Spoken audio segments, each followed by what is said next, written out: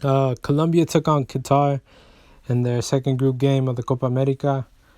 And for me, just off the bat, just starting, I thought that this was going to be an easy game. I mostly expected Colombia to golear, to get like at least 3 goals, maybe. If it was going to be a hard game, maybe 2 at least. The least, that was just what I was expecting from this game. I didn't really expect the Qatar team to really be a threat to the Colombians, especially from what the Colombians were able to do against Argentina. But we just have to put two and two together and actually evaluate what Qatar's been doing. Qatar got the tie in their last match against Paraguay. They were down 2-0 and they were able to tie it at the very end, 2-2, and they were able to get a point off that game. And they were looking like they were going to get a point off this game as well, because they also were 0-0 for almost all the game until I think maybe the 80th or 70th. Not too sure when Colombia was able to score and make the difference to put them ahead in the game. But yeah, that happened, and the threat of the Qatari players was actually not that they were that threatful. They were mostly standing back and just waiting for the Colombians' offense, or just the Colombians mostly had the possession in this game, and they weren't playing just like Venezuela. They were going on the offensive at times, but they weren't basically looking to capitalize on the game way before Colombia was. They mostly gave them the possession, and when they did have the possession, they also tried to look for the goal as well. Colombia missed a lot of efforts. I remember in the first parts of the game that here was a clear effort by James, which I feel like he should have scored that. But I mean, knowing that this is not basically his game, not a part of his game, being able to score headers and things like that, I mean, I guess that's probably why he missed it. It just went a little bit wide. Here's a chance by Cuadrado that he had before. And the Colombians basically did get a lot of chances in the air, which is what I expected, because like there's taller players with Yerry Mina and Davison Sanchez, players of physicality, a power, a presence in the area. And they caught some type of VAR thing. I'm not too sure if it was actually called. I didn't really see the game, but I saw I saw about a few instances of the game. I was mostly working during this time, and from what I saw, like the Qatari players, they can really hold their own. They're gonna look like they're gonna be quite a surprise in the World Cup. This tournament's a lot of experience for these players. They're gonna gain a lot. Now playing against like really tough teams like Colombia and Argentina. Even the Paraguay game gives them confidence, knowing that they can actually score against these type of teams.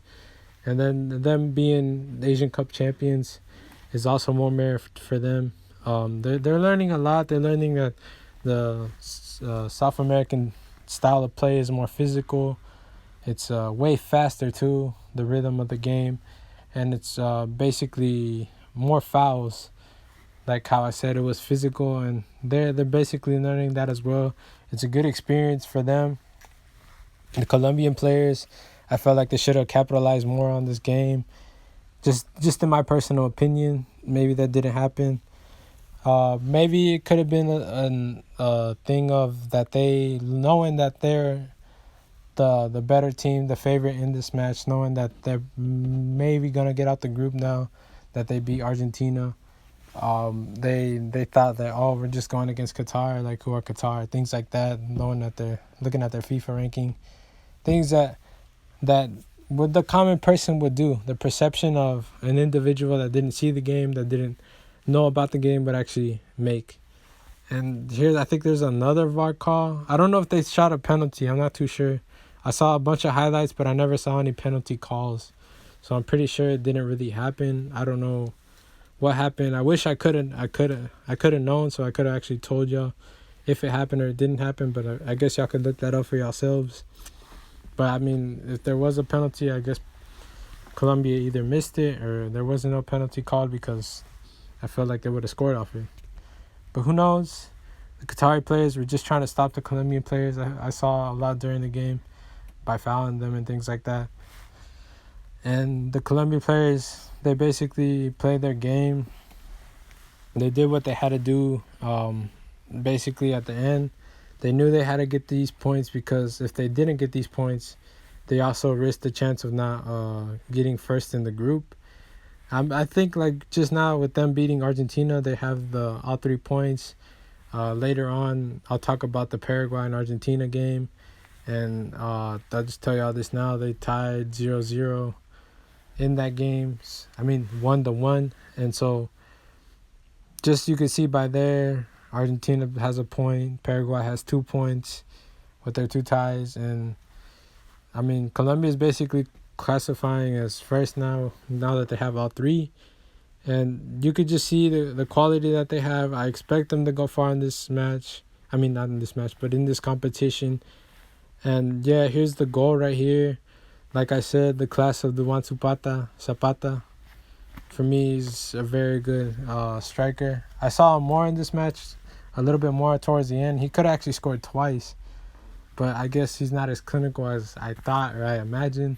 I mostly look at the stats because I don't really look at the Italian league. I didn't really know that much about Atalanta, and he did score 23 times there, and I think he finished third or second in the Italian league of the highest goal scorers. And I mean, you could see his class. He's young. I think he's like in the range of 20 to 23 years old.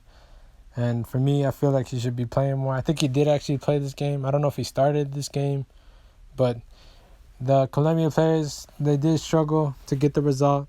They actually got it. And I feel like it's just more learning experience as well, but also just like a wake-up call. For them, they need to know that every team is going to bring it. Each team is going to want their points, and each team is in this competition because they want to be there. They want to learn. They want to get through the next rounds. And I know that's kind of basic and everything, but sometimes you could just see like a Qatari team, or you could just see, I don't know, whatever team. And you could say that, oh, they're not as good as the other teams. You could probably say like the women's USA team against the Thai team. You saw the difference of quality right there. And I'm not saying that that's the type of difference in quality I expect from Colombia and Qatar, but that's like what I would imagine. I'm pretty sure a lot of people, they have the sort of perception. And that's what I thought. But the Qatari team, just me not having the knowledge, not knowing of their quality, not knowing of their league, not knowing of where they play and how they've been playing up to this point. It's just not knowing. And that's the reason they're coming up. It's good for them. They're finna host the World Cup, and they need to be at least getting out of the group if they want to show the people of the Qatari game or the Qatari footballers style, things like that. Like I said, it was very physical.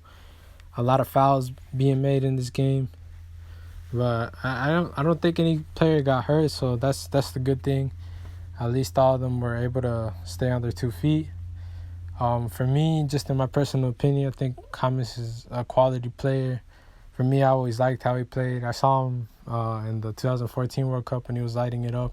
And I even saw him before. I knew of his quality. I didn't think he was that good until I saw him in the World Cup. But, yeah, he was the difference maker. I know Duvan Zapata made the goal, but if it wasn't for James and his amazing pass, that tres dedos pass, that outside of the foot pass where it basically was placed right in front of Duvan Zapata, and then also quality of Duvan Zapata because he basically just switched it to the second post. And I'm not saying that those are easy, but they're not the easiest type of headers to make. And all merit to him. Good for the Colombian people, good for Colombian football. Let's hope that they make it pretty far in this competition.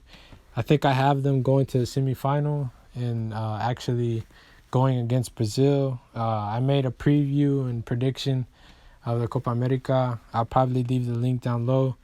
And I just hope y'all like the video. This is just what I thought about the game. And here are my social medias. Follow if you would like.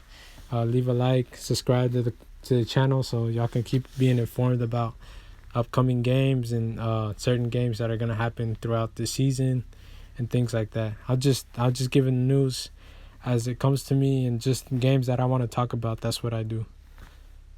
Please like and subscribe.